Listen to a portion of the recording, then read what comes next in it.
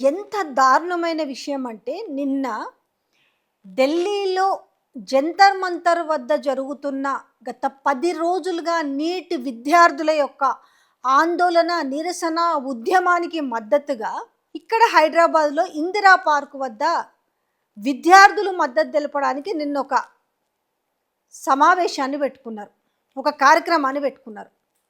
So ఆ కార్యక్రమానికి మద్దతుగా బీఆర్ఎస్ వర్కింగ్ ప్రెసిడెంట్ కేటీఆర్ పోయిండు. ఒక విధంగా కేటీఆర్ అనే అంశాన్ని పక్కన పెడితే కనీసం ఆ విద్యార్థులు మద్దతు తెలపడానికి పెద్ద ఎత్తున ఇందిరా పార్కుకు చేరుకున్నందుకు వాళ్ళు ఆ పిల్లలు ఎట్లా ఉండాలి, విద్యా వ్యవస్థ ఎట్లా ఉండాలి, దేశంలో వ్యవస్థ ఎట్లా ఉండాలి, ఇవన్నీ సమస్యల మీద చాలా అద్భుతంగా మాట్లాడారు. నిన్న దరిద్రం ఏంటంటే నిన్న మెయిన్ స్ట్రీమ్ మీడియా పత్రికలు కావచ్చు, ఛానళ్ళు కావచ్చు, వీళ్ళు మొత్తానికి కళ్ళుండి కూడా నిన్న గుడ్డోలయ్యారని చెప్పొచ్చు. ఇంత దారుణంగా ఉంటుందా? ఇప్పుడు మోడీకి భయపడతాడు రేవంత్ రెడ్డి అనేది మనం చూస్తూనే ఉన్నాం. అంటే ఇక్కడ మీడియా మరి ఎవరికి భయపడుతుంది? నిన్న మొత్తం ఓవరాల్గా కవరేజ్ ఇచ్చింది ఎవరంటే సోషల్ మీడియాని. కానీ అదే సోషల్ మీడియాని మళ్ళీ చులకన చేసి మాట్లాడతారు చేతగాని చవట దద్దమ్మలు కొంతమంది. అది పార్టీ కార్యక్రమం కాదు, అది విద్యార్థులకి మద్దతుగా కేటీఆర్ పోయిండు. దాంట్లో మీరు పేపర్లు చూడండి ఒకసారి, ఈనాడు కానీ ఆంధ్రజ్యోతి కానీ, ఇంకా పేర్లు ఎందుకులేండి, ఎక్కడైనా ఏడమూలలో వెతుక్కోవాలి ఒక భూతద్దం పెట్టుకొని ఈ వార్త ఎక్కడుందబ్బా అనేసి. ఒక ఫ్రంట్ పేజీలో ఒక బాక్స్లో ఒక ఐటెం ఇవ్వలేకపోయారంటే అంటే ఎవరికి భయపడుతున్నారు, ఎవరికి అమ్ముడు పోయి పని చేస్తున్నారు అనేది అయితే స్పష్టంగా అర్థమవుతలేదా?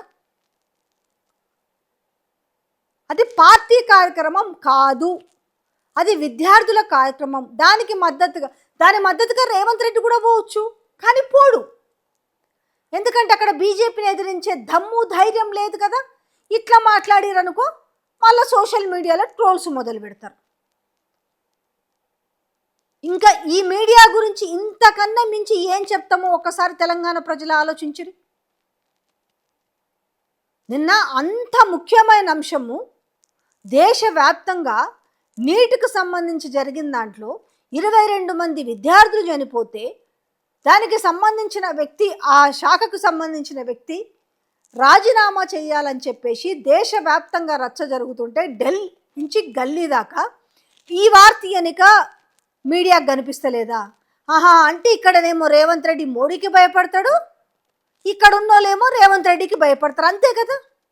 మళ్ళీ వీళ్ళు కొంతమంది వచ్చి నీతి పలుకులు, నీతి వాక్యాలు, మాది నిఖార్సైనది, మాది దమ్మున్న ఛానలు, ఒక్కొక్కడు ఒక్కొక్కలాంటి కింద క్యాప్షన్స్ పెట్టుకుంటారు. కొంచెమన్నా సిగ్గుండాలి అనేసి ప్రజలు తిట్టుకుంటున్నారు.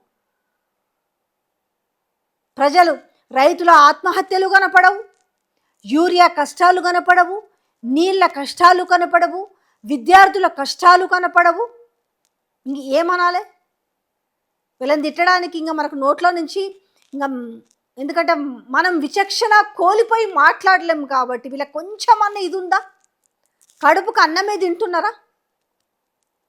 దేని మీద ఉంది బాధ్యత? మీదకెళ్ళి క్యాప్షన్స్ మాత్రం మళ్ళీ మామూలుగా ఉండవు. అసలు మేము ఉద్ధరించినట్టు దేశాన్ని ఎవ్వడూ ఉద్ధరిస్తలేదనే లెవెల్లో ఉంటుంది. వీళ్ళ భాగవతాలు చూస్తే కింద ఏ రకంగా ఉన్నాయో అర్థమవుతుంది.